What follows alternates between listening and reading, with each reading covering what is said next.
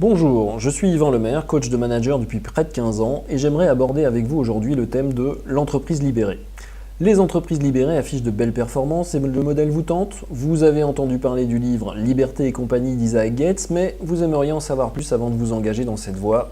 En quelques minutes, grâce à cette vidéo, vous allez découvrir tout ce qu'il faut savoir. Commençons par le processus global. En amont, se demander pourquoi l'entreprise libérée, puis pourquoi libérer l'entreprise. Les prérequis indispensables avant de prendre sa décision, comment donner l'impulsion et amorcer concrètement le processus, comment opérer la destruction des obstacles à la libération, et il y en a quelques-uns, comment communiquer une vision qui transporte les équipes, comment stimuler l'automotivation et la libération des potentiels, et enfin, comment entretenir le modèle de réussite et ne pas revenir en arrière. Bien, commençons par le pourquoi. Pourquoi l'entreprise libérée? Eh bien parce que ça marche. Isaac Getz a vendu plus de 40 000 exemplaires de son livre, mais aussi parce que les entreprises libérées connues ont poursuivi leur croissance même pendant la crise de 2008-2009. Et parce que l'entreprise agile et l'intelligence collective que l'on retrouve dans les Fab Labs par exemple sont caractéristiques des entreprises libérées. Et enfin parce que même des grands groupes comme Michelin s'inspirent du modèle et les entreprises libérées sont de plus en plus nombreuses. Vous voyez ici quelques noms célèbres. Et pourquoi libérer l'entreprise? Eh bien parce que le modèle d'organisation qui perdure encore aujourd'hui est inspiré d'une époque ancienne, la révolution industrielle. À cette période, la volonté de produire en masse a conduit à recruter en masse des personnes venues de la campagne, souvent illettrées, à qui on a appris à reproduire un savoir-faire, ainsi que des artisans à qui on a imposé un cadre uniforme. Et le mode de management adapté à l'époque était du type ordre et contrôle. Autre vestige du passé, le modèle bureaucratique, où les personnes au sommet de l'entreprise pensent pour les personnes qui sont à la base, alors qu'aujourd'hui les personnes sont formées et peuvent être force de proposition. Il en résulte une forme de résignation par rapport aux ordres qui sont donnés, par rapport aussi aux objectifs qui sont fixés et qui deviennent des plafonds, alors que les personnes ont le potentiel pour faire beaucoup plus. Et en contrepartie, on ne donne que des compensations, sous forme d'argent, d'avantages sociaux ou d'horaires, sans être capable de fournir les conditions pour que les personnes s'épanouissent vraiment. Ce fonctionnement génère un frein au développement et de la sous-performance. L'entreprise passe à côté de son potentiel sans le voir. Si vous souhaitez vous lancer, attention, il y a des prérequis indispensables. Tout d'abord, avoir une forte exaspération. Exaspération contre cette organisation archaïque et sclérosante dans laquelle on se sent bridé. Ensuite, une forte admiration pour le modèle de l'entreprise libérée. Et nous verrons qu'il y a des choses à lâcher, à détruire, c'est le troisième prérequis, le lâcher-prise, pour pouvoir accéder au modèle de réussite.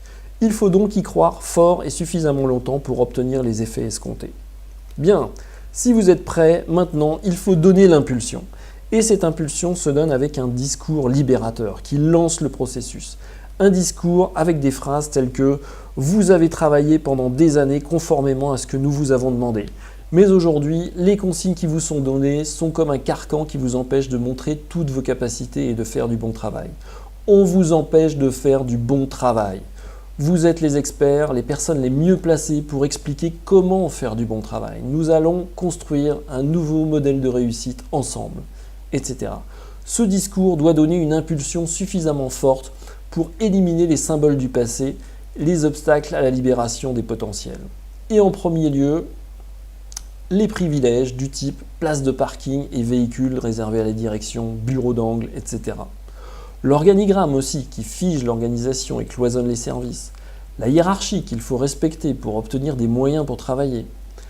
Le pouvoir lié au niveau hiérarchique, et c'est un des symboles du passé les plus difficiles à faire disparaître.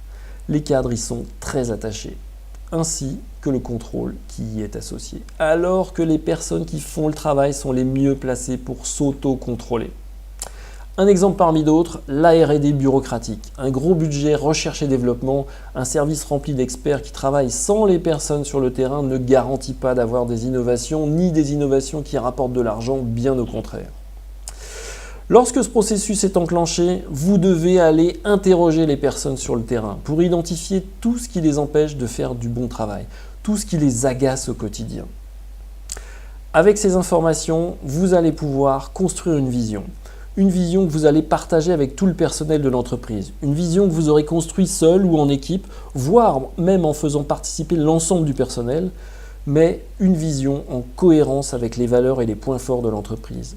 Une vision à laquelle tout le personnel adhère et qui génère de la cohésion et même de la solidarité.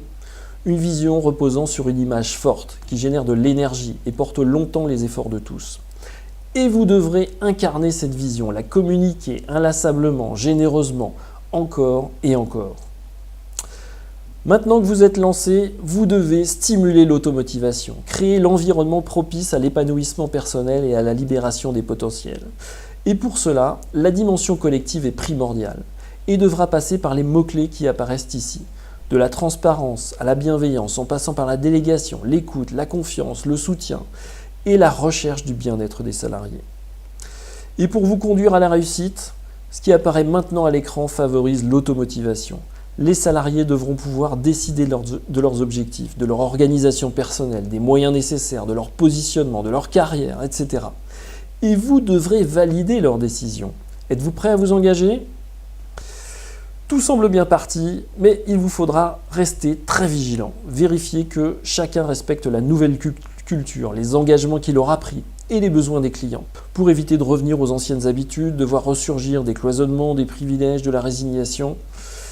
Et à chaque instant, vous devrez vérifier la cohésion et la solidarité des équipes, notamment face aux difficultés, ainsi que la cohérence avec la vision pour garder le cap. Et enfin, la communication faite réellement, les messages passés au quotidien. Tout doit converger vers le but ultime, la libération du maximum de potentiel dans l'entreprise pour réaliser la vision. Et l'un des points clés à maîtriser est le recrutement et l'intégration des nouveaux.